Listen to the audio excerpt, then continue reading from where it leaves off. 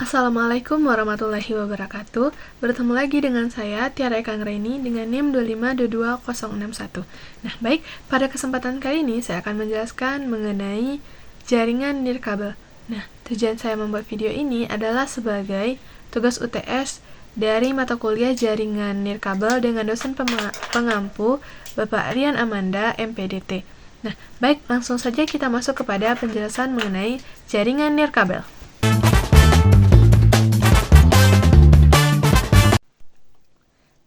Baik, kita masuk kepada materi yang pertama mengenai konsep umum jaringan nirkabel. Nah, sebelum kita mempelajari lebih lanjut tentang jaringan nirkabel, tentu kita harus paham apa itu jaringan nirkabel. Nah, analoginya begini. Bayangkan kamu ingin mengirim pesan ke temanmu yang ada di ruang sebelah, tapi kamu malas berjalan ke sana atau tidak ada kabel seperti telepon kabel. Tentu kamu ingin mengirim pesan itu lewat udara saja tanpa perlu kabel yang menghubungkan kalian. Nah, jaringan nirkabel ini atau wireless network bekerja seperti itu.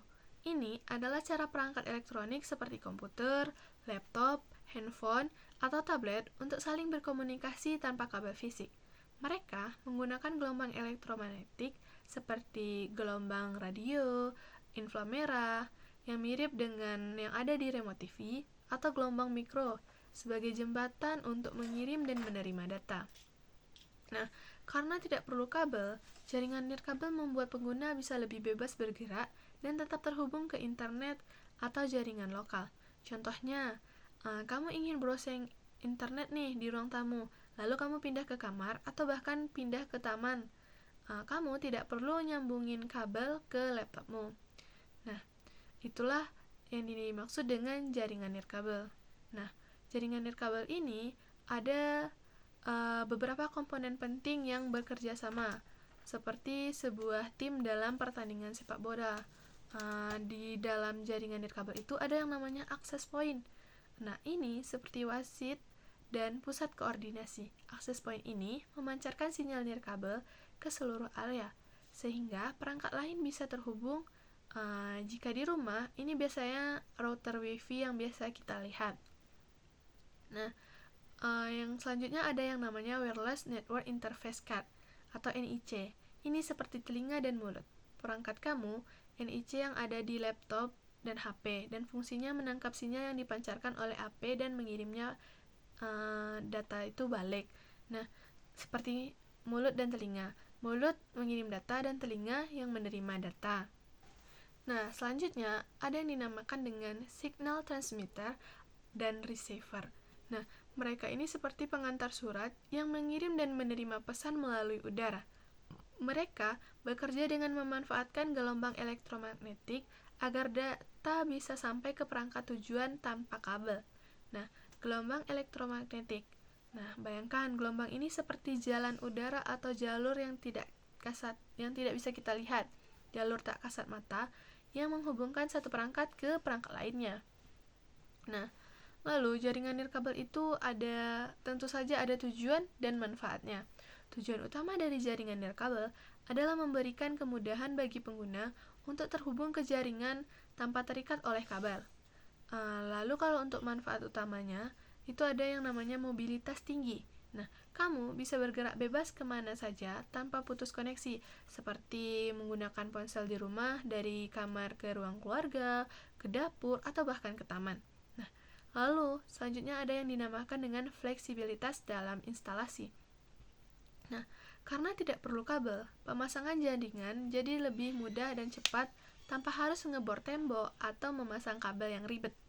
Nah, selanjutnya ada yang namanya skalabilitas, yaitu kemudahan penambahan perangkat. Nah, menambah perangkat baru ke jaringan cukup dengan menghubungkan ke sinyal WiFi dengan kita memasukkan kata sandi saja. Tidak perlu mengatur kabel ulang atau membeli kabel lagi. Nah, lalu manfaatnya tentu saja efisien dalam biaya, terutama di tempat besar seperti kampus, kantor, sekolah, perguruan tinggi. Nah, penggunaan jaringan nirkabel ini bisa lebih hemat karena mengurangi biaya pemasangan kabel dan perawatannya. Nah, untuk jaringan nirkabel ada beberapa jenis-jenisnya. Nah, jaringan nirkabel ini terbagi berdasarkan jarak dan area cakupannya. Bisa dianalogikan seperti jarak bicara kamu dengan orang lain. Misal, ada namanya WPAN, Wireless Personal Area Network. Ini seperti saat kita berbicara dengan teman di sebelahmu. Nah, jaraknya sangat dekat, biasanya sekitar 10 meter. Contoh, teknologi Bluetooth yang menghubungkan HP dengan headset atau keyboard. Itu hanya bisa terhubung di dalam satu ruangan atau jarak paling jauh itu biasanya 10 meter. Nah, lalu ada namanya WLAN, Wireless Local Area Network. Ini seperti ngobrol di dalam satu ruangan atau gedung. Jaringan ini biasanya digunakan di sekolah atau kantor dengan jangkauan sekitar 20-100 meter. Contohnya yaitu Wi-Fi. Lalu selanjutnya ada WMAN, Wireless Metropolitan Area Network. Jaringan ini cakupannya areanya satu kota, mirip seperti bicara dengan orang yang ada di kota yang sama, tapi jaraknya jauh kali. Contohnya ada WiMAX yang disediakan oleh penyedia layanan internet. Lalu ada W1, yaitu Wireless Wide Area Network. Ini seperti berbicara dengan orang yang ada di kota atau negara lain. Jaringan ini sangat luas dan mencakup area yang sangat besar, seperti jaringan seluler 4G, 5G, yang bisa digunakan hampir di seluruh wilayah. Nah, contoh penggunaan nyata dari jaringan nirkabel ini di rumah itu, contoh, kamu bisa menonton video streaming di laptop atau HP tanpa kabel karena WiFi menghubungkan perangkat ke internet. Kalau di sekolah, siswa bisa mengakses bahan pelajaran daring dari berbagai sudut gedung menggunakan jaringan WiFi yang tersedia. Nah, kalau di tempat umum seperti bandara, kafe, taman, pengunjung bisa memakai hotspot WiFi gratis untuk internetan selama berada di lokasi tersebut. Nah, jika diibaratkan, jaringan nirkabel itu seperti sebuah ruang kelas yang punya guru. Nah, guru itu kalau di jaringan nirkabel itu namanya access point, yang membagikan informasi lewat suara atau gelombang elektromagnetik ke para siswa. Siswanya itu adalah perangkat yang bisa mendengar, menangkap gitu. Ada NIC tadi, dan membalas tanpa harus menggunakan kabel apapun. Nah, baik, kita masuk kepada materi kedua. Penjelasan perangkat keras jaringan nirkabel. Nah, diantaranya ada wireless router. Nah, wireless router ini apa sih? Wireless router adalah perangkat penting dalam jaringan rumah atau kantor, karena fungsinya sebagai pusat pengatur lalu lintas data. Secara teknik, wireless router ini menggabungkan fungsi dari dua perangkat router dan access point. Nah, sebagai router, ia mengatur jalur data dari perangkat pengguna ke internet dan sebaliknya. Sebagai access point, router juga memancarkan sinyal Wi-Fi agar perangkat seperti HP, laptop, tablet, smartphone bisa terhubung secara nirkabel. Nah, wireless router ini biasanya terhubung ke modem melalui kabel Ethernet. Nah, setelah mendapat akses internet dari modem, router kemudian membagikan akses tersebut ke seluruh perangkat jaringan lokal, baik secara nirkabel atau wireless, maupun melalui kabel LAN. Nah, router modern juga berfungsi sebagai DHCP server, yaitu sebagai otomatis memberikan alamat IP ke setiap perangkat yang terhubung agar bisa berkomunikasi di dalam jaringan. Contoh nyatanya, di rumah, ketika kamu memasang Wi-Fi dari provider internet, mereka akan memberikan perangkat router. Melalui sinyal dari router ini, kamu bisa menonton video, main game, streaming, atau bekerja dari berbagai ruangan tanpa kabel. Nah, komponen yang kedua ada namanya access point atau AP. Nah, access point atau AP ini adalah perangkat yang memperluas jangkauan jaringan nirkabel. Access point ini tidak menyediakan akses internet secara mandiri, tapi bekerja dengan cara menerima koneksi jaringan dari router, biasanya lewat kabel LAN, lalu memancarkan kembali sinyal Wi-Fi di area tertentu. Nah, analoginya seperti kita bayangkan dulu bahwa router itu seperti lampu utama di ruangan besar. Tapi karena ruangan itu terlalu luas, cahaya dari lampu utama itu tentu tidak menjangkau seluruh sudut ruangan. Maka digunakanlah lampu tambahan, yaitu access point, di tempat lain agar seluruh ruangan tetap terang. Sama halnya dengan access point, digunakan agar sinyal Wi-Fi dapat menjangkau seluruh sudut gedung, seperti ruang kelas yang jauh dari router utama. Nah, access point banyak digunakan di gedung bertingkat, seperti kampus atau perkantoran, di mana satu router saja tidak cukup. Beberapa access point dapat dihubungkan dalam sistem yang disebut dengan wireless controller untuk pengaturan jaringan yang lebih luas dan terpusat. Nah, komponen ketiga, ada yang namanya wireless network adapter.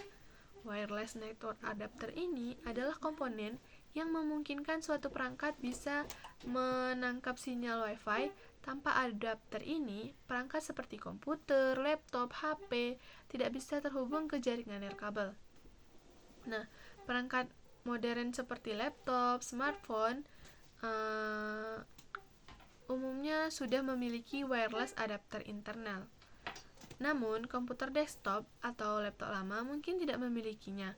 Dalam kasus ini, pengguna dapat menambahkan wireless adapter eksternal yang biasanya berbentuk USB. Adapter ini bekerja seperti telinga elektronik yang menangkap sinyal dari router dan meneruskannya ke perangkat lain, seperti HP, laptop, dan lain sebagainya. Contoh, jika kamu punya PC yang tidak ada Wi-Fi-nya, kamu bisa beli USB Wi-Fi adapter, lalu menancapkannya ke port USB, dan langsung bisa terhubung ke jaringan nirkabel.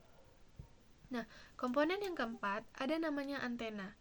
Antena ini dalam konteks jaringan nirkabel berperan penting untuk menangkap dan memancarkan gelombang radio. Sinyal Wi-Fi menggunakan gelombang radio sebagai media transmisinya, dan antena bertugas mengarahkan dan memperkuat sinyal tersebut. Nah, ada dua jenis antena. Nah, yang pertama yaitu ada antena internal. Antena internal ini dia tersembunyi di dalam perangkat seperti laptop, HP, dan beberapa model router.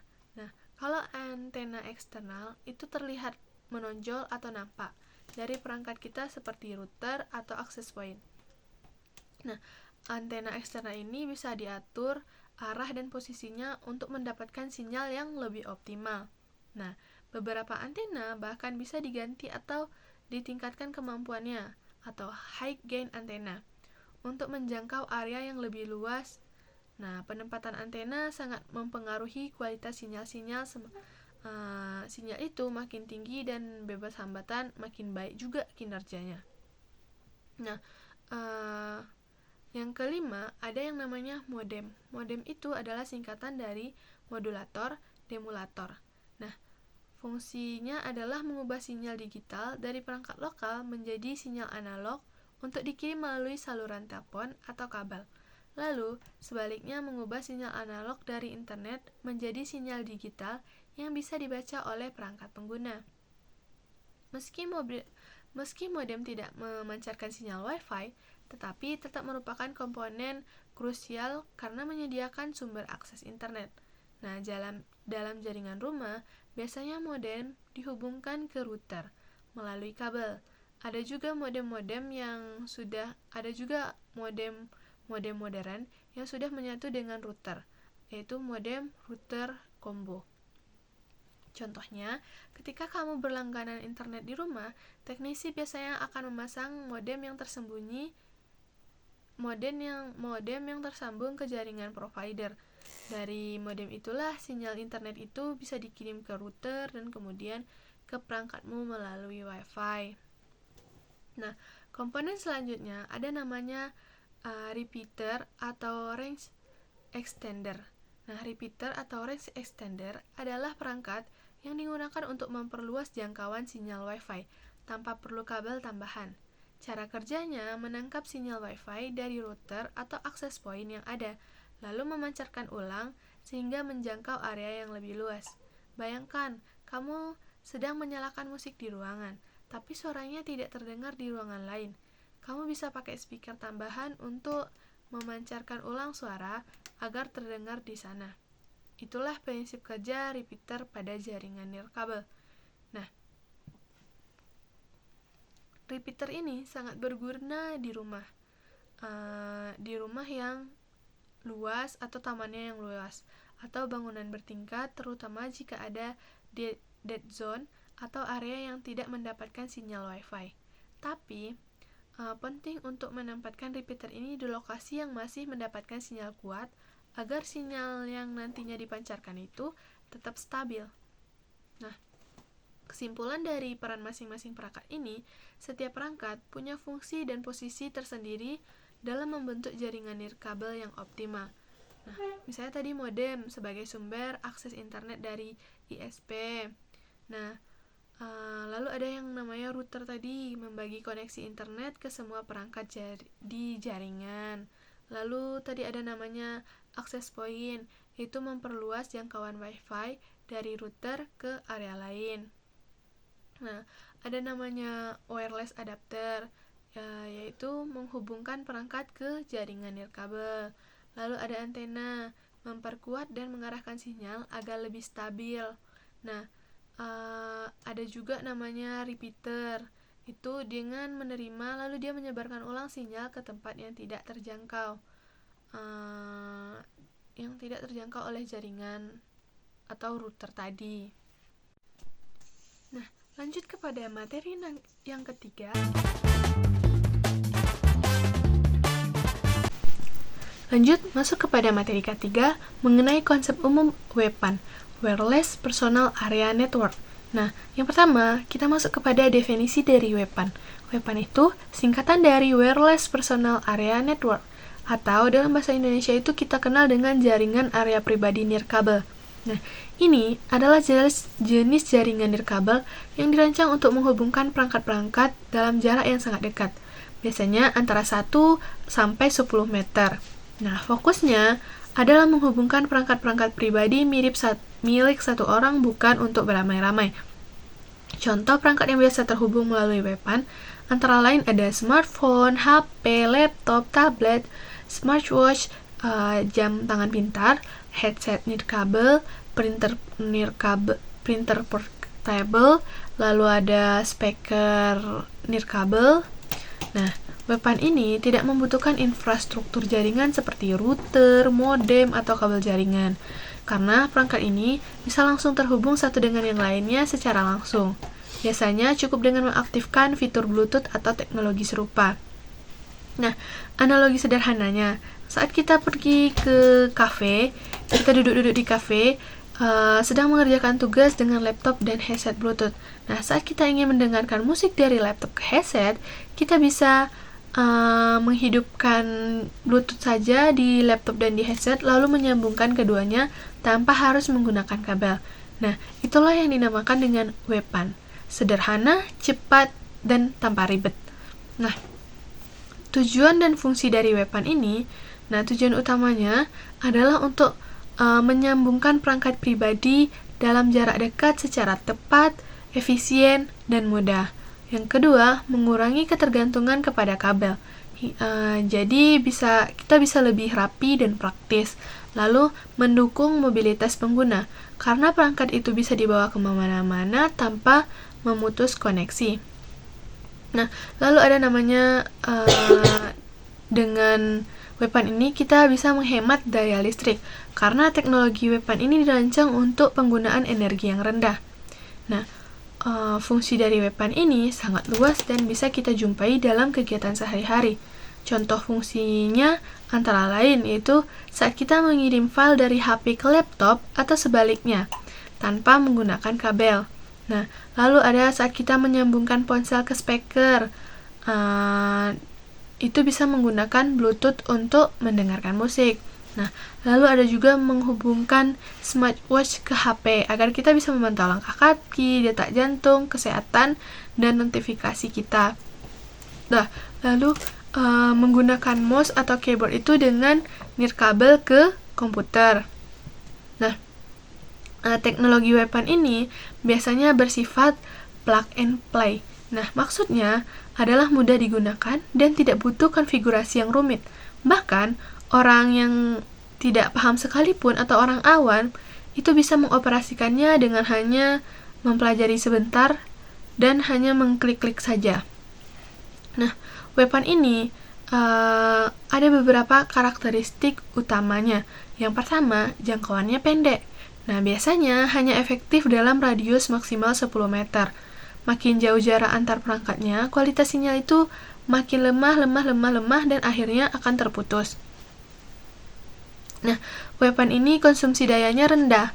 Weapon ini dirancang hemat energi sehingga cocok untuk perangkat kecil seperti smartwatch atau earbud yang hanya punya baterai kecil. Nah, weapon ini tanpa infrastruktur tambahan, yang artinya dia tidak butuh router, modem, switch. Dia cukup dengan fitur koneksi nirkabelnya seperti Bluetooth, infrared, atau ZigBee. Nah, sifat koneksinya sementara. Nah, koneksinya bisa dibentuk dan diputus dengan cepat, fleksibel, dan sesuka hati kita sesuai dengan kebutuhan kita. Nah, weapon ini bersifat privat dan personal. Sesuai namanya, weapon bersifat personal dan tidak dimaksudkan untuk digunakan oleh orang ramai seperti Wi-Fi public. Nah, analoginya, weapon itu seperti jaringan antar perangkat pribadi yang saling berbisik satu dengan yang lainnya. Sementara, Wi-Fi itu adalah pengeras suara yang bisa digunakan oleh banyak perangkat dari berbagai ruangan. Nah, jenis teknologi dari weapon ini. Ada beberapa teknologi utama yang digunakan dalam jaringan weapon. Masing-masingnya tentu memiliki karakteristik dan kegunaan yang berbeda-beda. Nah, pertama, ada yang namanya Bluetooth. Bluetooth ini adalah yang paling familiar di kalangan kita semua. Nah, Bluetooth ini adalah teknologi yang paling populer. Hampir semua perangkat modern seperti HP, laptop, smartwatch itu sudah dilengkapi dengan Bluetooth.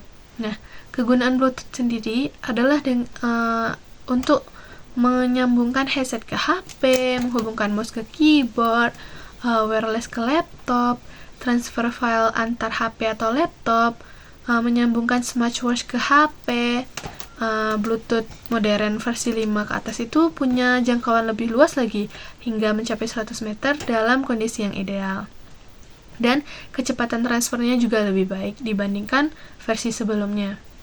Nah, Bluetooth ini dinamai oleh Raja Viking namanya Harald Bluetooth, yang dia dikenal menyatukan berbagai suku di Skandinavia. Filosofinya, teknologi ini menyatukan berbagai perangkat agar bisa berkomunikasi. Nah, lalu ada namanya infrared atau IR. Nah, infrared ini merupakan teknologi komunikasi jarak pendek yang menggunakan cahaya inframerah. Di masa lalu, ini digunakan pada remote TV, kamera digital yang lawas, yang lama, lalu HP-HP lama. Nah, IR ini sudah jarang digunakan karena memiliki banyak sekali kekurangan. Nah, seperti dia harus segaris lurus, jadi arah pengiriman dan penerimaan data itu harus tepat. Nah, dia juga mudah terganggu cahaya dari luar karena inframerah kan. Lalu kecepatan transfernya rendah. Nah, jadi saat ini IR sudah jarang digunakan kecuali masih ada di remote control dan beberapa perangkat elektronik rumah tangga. Nah, selanjutnya ada namanya ZigBee.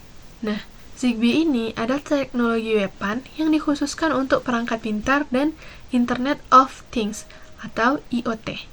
ZigBee ini hemat energi dan cocok untuk perangkat yang hanya sekali mengirim data. Nah, contoh penggunaan ZigBee ini, misalnya ada lampu pintar yang bisa dikendalikan lewat aplikasi. Lalu ada sensor suhu dan gerak di rumah pintar. Lalu sistem otomatis rumah smart home. ZigBee ini bisa digunakan untuk menghubungkan banyak perangkat sekaligus, sehingga ideal untuk skenario rumah pintar. Nah, contoh dari penggunaan weapon dalam kehidupan sehari-hari yaitu saat kita mendengarkan musik tanpa kabel, lalu menghubungkan HP ke speaker, lalu Bluetooth saat piknik atau kerja. Nah, lalu transfer file tanpa internet, itu biasanya kita memindahkan dokumen atau foto dari laptop ke HP itu dengan Bluetooth itu melalui itu saja, udara saja tanpa jaringan. Ada smartwatch ke HP, menyinkronkan data kesehatan dari jam tangan pintar ke HP, berapa langkah kita, lalu menyambungkan notifikasi dari HP ke smartwatch, lalu dia mengendalikan presentasi jarak dekat. Nah, menggunakan mouse dan presenter wireless saat menampilkan materi di depan kelas atau kantor. Lalu ada printer nirkabel, yaitu menghubungkan laptop langsung ke printer tanpa kabel dengan koneksi WPAN. Nah, kelebihan dan kelemahan dari WPAN. Nah, kelebihannya, WPAN ini instalasinya cepat dan mudah, tanpa konfigurasinya yang susah-susah, yang ribet-ribet. Nah, WPAN ini tidak perlu perangkat tambahan, cukup perangkat yang ingin disambungkan. Dia portable dan fleksibel, cocok untuk penggunaan pribadi saat berpindah tempat. Dia juga hemat energi, cocok untuk penggunaan kecil berbasis baterai, biayanya rendah, karena sebagian besar perangkatnya sudah dilengkapi teknologi WPAN. Nah, kelemahan dari WPAN ini, jangkauannya itu terbatas, hanya cocok untuk perangkat yang dekat dan penggunaan pribadi saja. Lalu rawan gangguan fisik seperti dinding atau logam yang bisa menghalangi sinyal. Kecepatan transfernya juga terbatas, tidak secepat jaringan Wi-Fi. Nah, masalah keamanan, jika koneksi tidak diamankan bisa berisiko diretas, terutama pada Bluetooth. Nah, jadi kesimpulannya, WPAN itu adalah solusi sederhana, tapi sangat bagus untuk menghubungkan perangkat pribadi dalam jarak dekat. Nah, dengan teknologi seperti Bluetooth, infrared, dan Zigbee, WPAN mempermudah komunikasi antar perangkat tanpa kabel, hemat daya, dan fleksibel. Meski jangkauannya itu tidak terlalu luas, jangkauannya itu terbatas. WPAN tetap menjadi bagian penting dari ekosistem teknologi modern, terutama di era perangkat pintar atau smart device dan Internet the Things. Nah, lanjut materi selanjutnya. Konsep umum WLAN. Nah, tadi udah WPAN kan, sekarang WLAN. WLAN itu Wireless Local Area Network. Nah, definisinya sendiri, WLAN itu adalah singkatan dari Wireless Local Area Network, yaitu jaringan lokal yang menggunakan gelombang radio sebagai media untuk mengirim dan menerima data. Dengan kata lain, WLAN memungkinkan perangkat seperti laptop, HP, tablet, dan komputer lain untuk terhubung ke jaringan tanpa harus menggunakan kabel fisik. Nah, jaringan ini biasanya digunakan di area terbatas seperti di rumah, sekolah, kantor, kafe, atau tempat umum lainnya. Dengan jangkauannya itu biasanya antara kisaran 20-100 meter, tergantung perangkat dan kondisi lingkungannya. Nah, teknologi WLAN yang paling dikenal itu adalah Wi-Fi, yang saat ini sudah sangat banyak sekali orang menggunakan. Nah, yang saat ini sudah menjadi standar bagi jaringan internet nirkabel di berbagai tempat. Dengan WLAN, penggunaan bisa mengakses internet, berbagi data, atau terhubung dengan perangkat lain secara wireless tanpa kabel. Nah, analoginya, coba kamu bayangkan, kamu sedang berada di sebuah ruang tamu besar yang dilengkapi pengeras suara. Siapa saja yang berada di ruangan tersebut bisa dengar suara musik yang akan diputar, tanpa harus menghubungkan kabel ke pengeras suara tersebut. WLAN bekerja seperti pengeras suara itu, yang memancarkan sinyal dan perangkat-perangkat di sekitarnya, seperti radio, penerima yang bisa menangkap sinyal tersebut. Tujuan dan fungsi dari WLAN itu sendiri, yang pertama tujuan WLAN adalah menyediakan koneksi internet dan komunikasi data secara nirkabel, sehingga pengguna tidak perlu terikat dengan kabel yang bisa membatasi gerak-gerak kita. Nah, hal ini sangat penting untuk meningkatkan mobilitas dan fleksibilitas dalam bekerja dan beraktivitas. Nah, secara lebih rinci, tujuan dan fungsi WLAN itu ada yang pertama, memberikan akses internet tanpa kabel. Nah, ini memungkinkan pengguna untuk mengakses jaringan dan internet dari berbagai lokasi dalam jangkauan WLAN tanpa harus mencolokkan kabel ke perangkat mereka. Nah, yang kedua, mendukung mobilitas tinggi. Pengguna dapat berpindah tempat, cari satu ruangan atau dari satu ruangan yang ini ke ruangan yang jauh kali tanpa harus kehilangan koneksi internet atau jaringan. Nah, lalu yang ketiga, memudahkan penambahan perangkat baru. Nah, perangkat baru dapat dengan mudah bergabung ke jaringan yang dia itu dengan kita hanya memasukkan kata sanji saja tanpa harus pemasangan kabel lagi. Nah, lalu selanjutnya mengurangi biaya dan kompleksitas instalasi. Karena tidak perlu banyak kabel, biaya pemasangan dan perawatannya tentu juga lebih murah dan lebih cepat. Nah, lalu selanjutnya mendukung berbagai sumber daya. Selain internet, WLAN itu memungkinkan berbagai data, printer, dan perangkat lain di dalam jaringan lokal.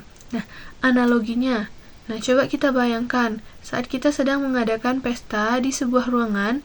Nah, jika menggunakan WLAN, kamu seperti memberikan mikrofon wireless kepada semua tamu. Nah, sehingga mereka bisa berbicara dan mendengarkan tanpa harus terikat kabel mikrofon yang mengganggu gerak-gerak mereka. Nah, lalu ada karakteristik dari WLAN itu sendiri. Nah, WLAN punya beberapa karakteristik yang membuatnya unik dan berbeda dari jaringan kabel biasa. Nah, yang pertama, yaitu dia menggunakan frekuensi radio. WLAN ini biasanya beroperasi pada frekuensi 2,4 GHz dan 5,5 GHz, yang mirip dengan frekuensi radio yang digunakan untuk siaran radio atau TV. Tapi untuk komunikasi di data digital juga. Nah, WLAN ini jangkauannya terbatas karena menggunakan gelombang radio. Jangkauannya biasanya hanya sekitar 20-100 meter, tergantung lingkungan seperti temboknya, perabot, dan gangguan lainnya. Nah, topologi fleksibel WLAN itu memungkinkan perangkat bergabung dan meninggalkan jaringan dengan mudah tanpa harus konfigurasi ulang secara besar-besaran. Nah, WLAN ini dapat digunakan di berbagai tempat, contohnya di rumah, kantor, sekolah, taman, kafe, atau tempat umum lainnya. Nah, WLAN ini mobilitas tinggi, pengguna bisa bergerak bebas dalam jangkauan sinyal tanpa kehilangan koneksi atau sambungan. Namun, jangkauan ini juga dipengaruhi oleh penghalang fisik seperti tembok, beton, peralatan elektronik yang dapat mengganggu sinyal, gitu. Nah, contohnya analoginya, coba bayangkan sinyal WLAN kita itu seperti cahaya senter yang kamu arahkan ke berbagai sudut ruangan. Nah, jika ada penghalang seperti dinding atau barang-barang, cahaya itu tidak akan nembus ke sisi yang lainnya, sehingga area yang bisa diterangi itu tentu saja terbatas. Nah, lanjut ada komponen utama dari WLAN. Nah, agar WLAN itu bisa berjalan, ada beberapa perangkat penting yang berperan. Ada access point. Access point tadi itu adalah perangkat yang memancarkan sinyal WiFi dan menjadi pusat komunikasi bagi perangkat yang ingin terhubung ke jaringan. Nah, access point ini bisa berupa perangkat tersendiri atau bagian dari router. Analogi dari router, analoginya, AP ini seperti suara atau pengeras suara dalam ruangan yang menyebarkan sinyal ke semua perangkat. Nah, wireless router ini, router nirkabel ini biasanya menggabungkan fungsi access point dan mengatur lalu lintas. Router lalu lintas data di dalam jaringan. Router ini juga terhubung ke modem untuk mengakses internet. Analoginya itu, router itu seperti pengatur acara pesta yang ngatur siapa yang berbicara dan kemana pesta itu akan disampaikan. Nah, wireless network adapter yaitu komponen yang ada di perangkat itu seperti laptop, smartphone, atau tablet. Adapter ini memungkinkan perangkat untuk menerima dan mengirim sinyal WiFi. Nah, contohnya seperti telinga dan mulut kita yang menangkap dan menyampaikan pesan. Lalu ada modem. Modem itu adalah perangkat yang menghubungkan jaringan lokal ke internet yang disediakan oleh ISP, Internet Service Provider. Nah, modem biasanya terhubung ke router. Nah, contohnya modem itu seperti pintu gerbang yang menghubungkan pesta dengan dunia luar. Nah, ada jenis-jenis dari WLAN. Nah, WLAN itu ada 2 tipe utama. Ada WLAN, itu WLAN infrastruktur. Nah, ini adalah jenis WLAN yang paling umum sekali digunakan.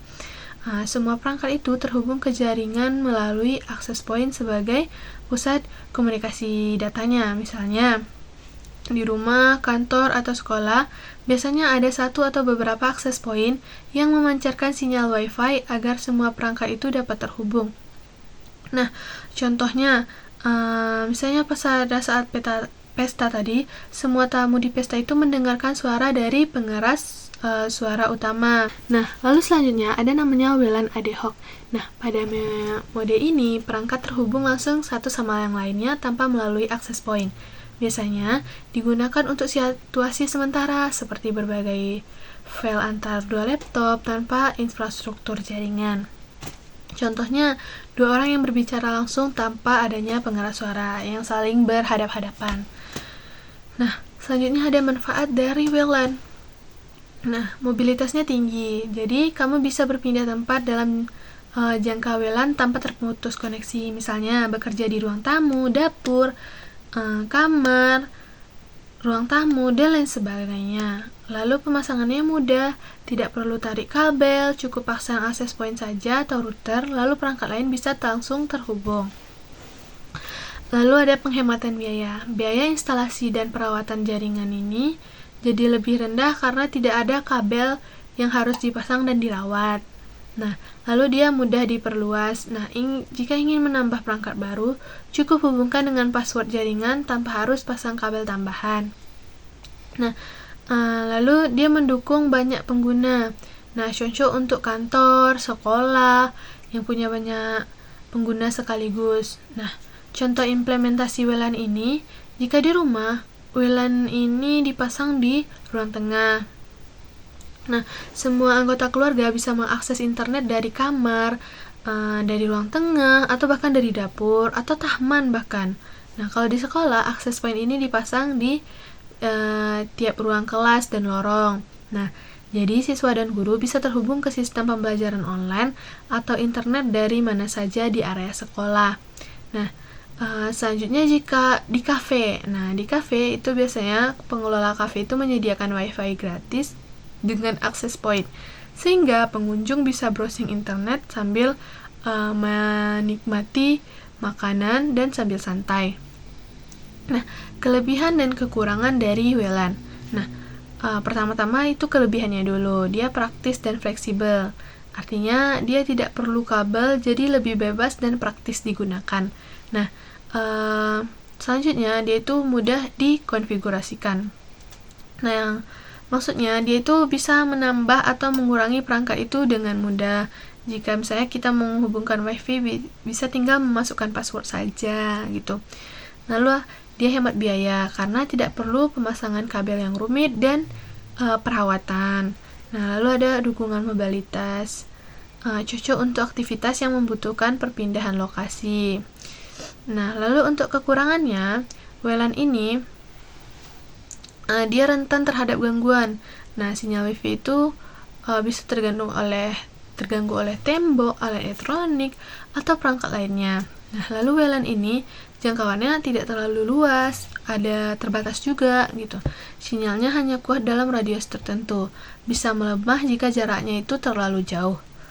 Nah, WLAN ini kecepatannya menurun. Jika banyak pengguna, kecepatan jaringannya itu bisa menurun. Sebaliknya, jika sedikit itu kecepatannya bisa cepat. Nah, WLAN ini keamanan karena menggunakan sinyal yang dipancarkan secara bebas. Risiko penyadapannya bisa terjadi jika tidak dikonfigurasi dengan baik. Misalnya ada salah password yang lemah gitu dan lain sebagainya. Ada keamanan WLAN, Wireless Local Area Network. Nah, mengapa keamanan WLAN itu penting? Nah, coba bayangkan jaringan Wi-Fi itu seperti percakapan di sebuah ruangan terbuka. Siapapun yang ada di dekat itu bisa mendengar isi percakapan itu, bukan? Nah, begitu juga dengan jaringan WLAN. Karena dia menggunakan gelombang radio untuk mengirimkan data, sinyalnya itu menyebar ke segala arah dan bisa ditangkap oleh siapapun dalam jangkauannya. Nah, berbeda dengan jaringan kabel yang datanya itu berjalan dalam jalur fisik, seperti pipa tertutup. Nah, jaringan nirkabel ini menyebar datanya di udara bebas. Nah, ini membuat jaringan WiFi itu lebih rentan terhadap penyadapan dan akses ilegal, seperti orang asing yang bisa ikut menguping atau bahkan mencuri data jika sistem keamanannya sedang lemah. Nah, ancaman yang umum terjadi antara lain ada penyadapan. Coba bayangkan ada orang yang menggunakan alat seperti mikrofon super untuk mendengar percakapan Anda dari jauh.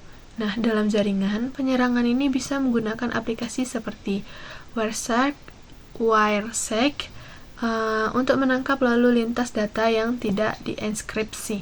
Nah, lalu ada akses ilegal seperti seseorang masuk ke rumah tanpa izin karena Anda lupa mengunci pintu.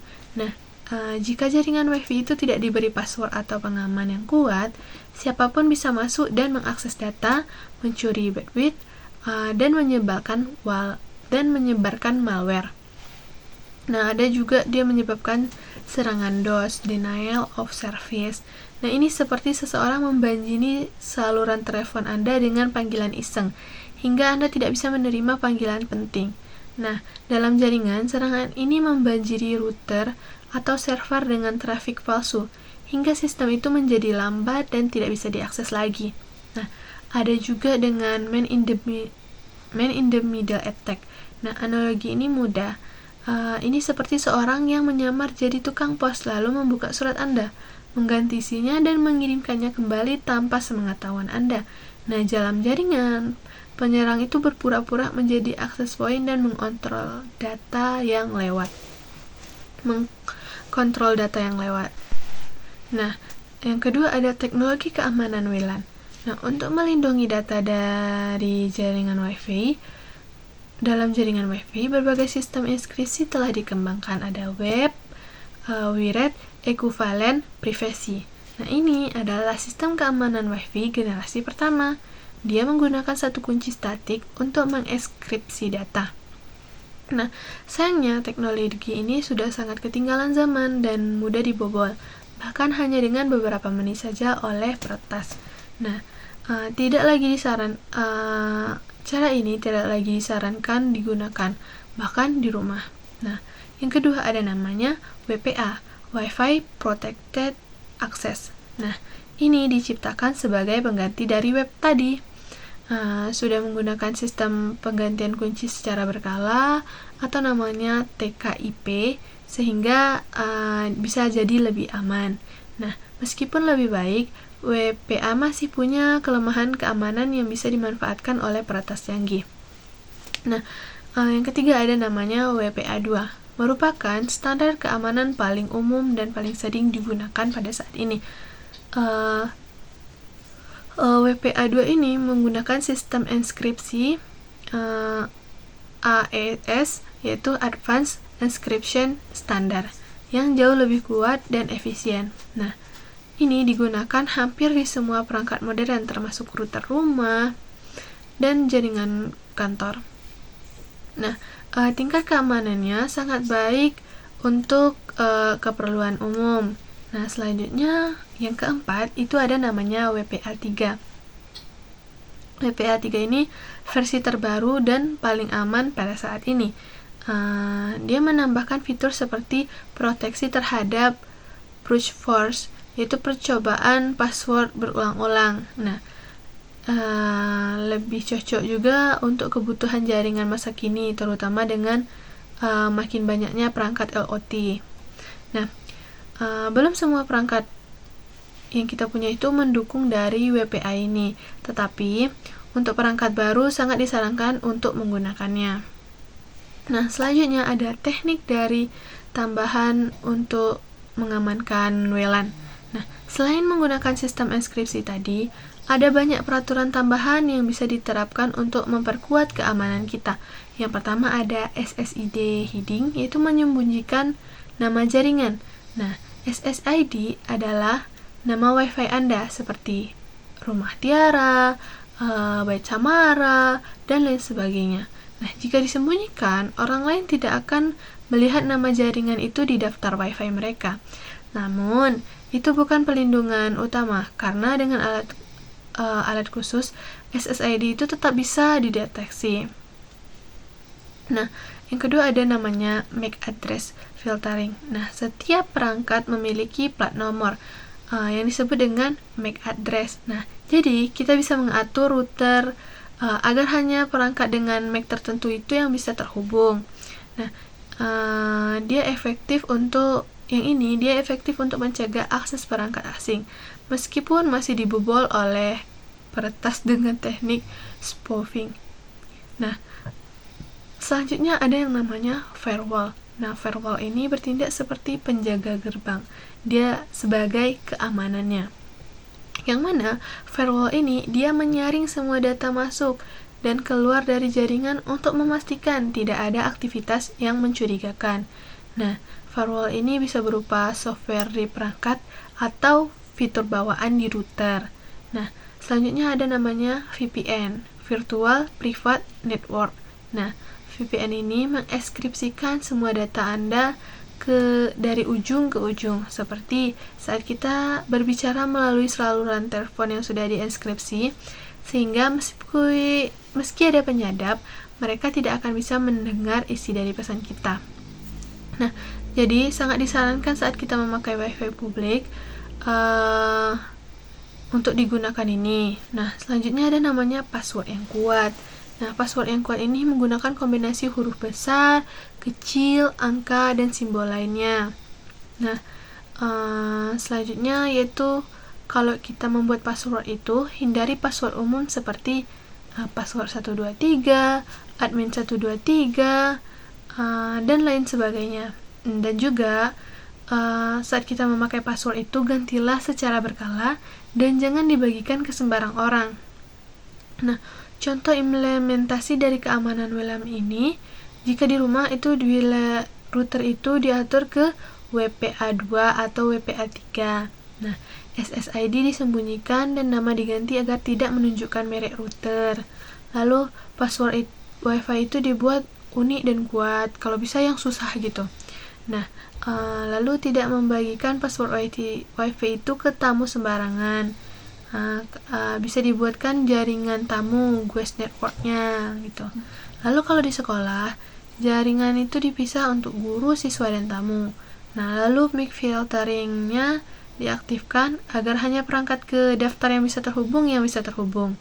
Nah, SSID dan password disediakan per kelas atau per kelompok. Nah, akses ke server sekolah dari luar bisa menggunakan VPN.